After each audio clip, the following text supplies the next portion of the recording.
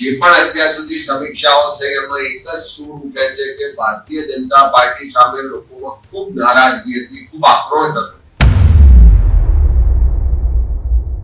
Police અને પ્રશાસનના અધિકારીઓ જાણે ભાજપના કાર્યકરો હોય એ રીતે ચૂંટણી લડ્યા છે એવી વિગતો અને પુરાવા સહિત રજૂઆતો પણ મળી છે. કોંગ્રેસ હવે એક્શન મોડમાં આવી છે. કોંગ્રેસના પ્રદેશ સંગઠનમાં મોટા ફેરફારની તૈયારીઓ તેજ કરી દેવામાં આવી છે. પુરાવા સાથે કાયદેસર લડત લડવાની તૈયારી પણ ગુજરાત પ્રદેશ કોંગ્રેસના શુકાની અમિત ચાવડાએ દર્શાવી છે. હજુ સુધી તમે અમારી ચેનલને સબસ્ક્રાઇબ નથી કરી તો અત્યારે જ ન્યૂઝરૂમ ગુજરાતને સબસ્ક્રાઇબ કરો, ફેસબુક અને ઇન્સ્ટાગ્રામ પર ફોલો કરો.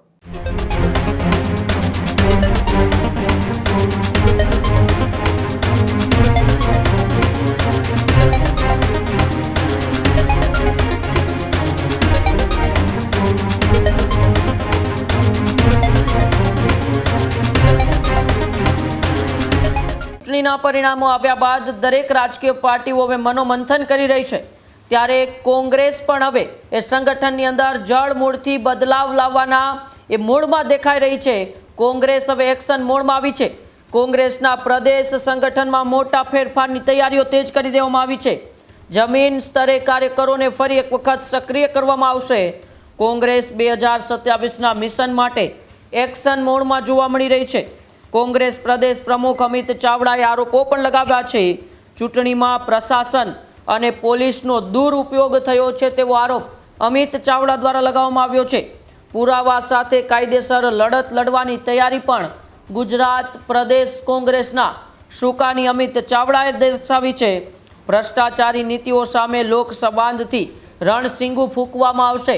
રાજકીય પાર્ટીઓ ફરી એક વખત હવે સ્થાનિક સ્વરાજ્યની ચૂંટણીઓ બાદ 2027ની વિધાનસભાની ચૂંટણીઓની તૈયારીઓમાં લાગી ચૂકી છે. ત્યારે ગુજરાત પ્રદેશ કોંગ્રેસના પ્રમુખ અમિત ચાવડાએ ફરી એક વખત કોંગ્રેસને બેઠી કરવાનો હુંકાર કર્યો છે.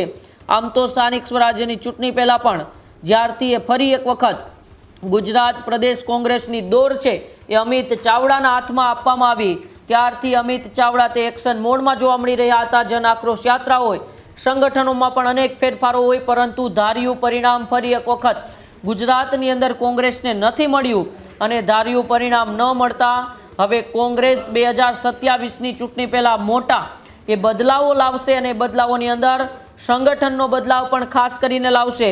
પુરાવા સાથે કાયદેસરની લડત લડવાની પણ તૈયારી એ આ ચૂંટણીની અંદર જે પોલીસની અને ચૂંટણી પંચની કામગીરી રહી છે તેમની સામે અમિત ચાવડાએ રણસિંગુ ફૂંક્યું છે.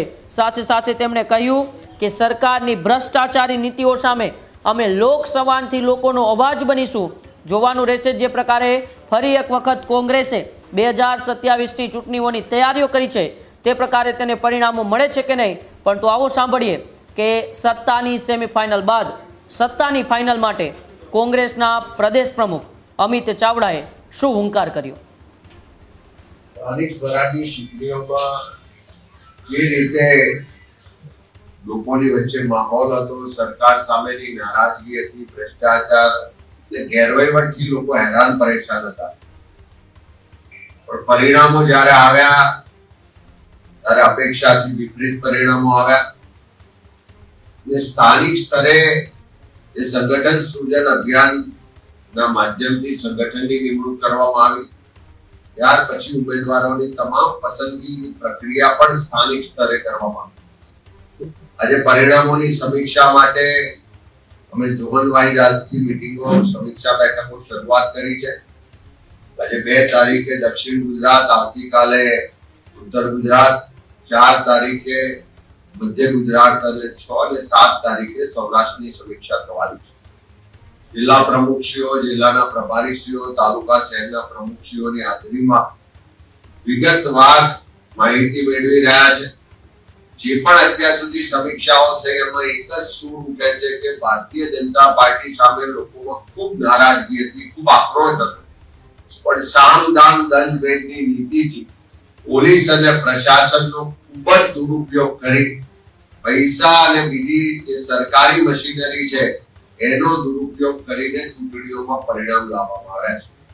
સુરત સહિત અનેક જગ્યાએ જે રજૂઆતો પુરાવા મળ્યા કે ભારતીય જનતા પાર્ટીના ઉમેદવારો ચૂંટણી લડતા હતા એના કરતા પોલીસ અને પ્રશાસનના અધિકારીઓ જાણે ભાજપના કાર્યકરો હોય એ રીતે ચૂંટણી લડ્યા છે એવી વિગતો અને પુરાવા સહિત રજૂઆતો પણ મળી છે. આ ચારેય ઝોનની સમીક્ષા કરવામાં આવશે.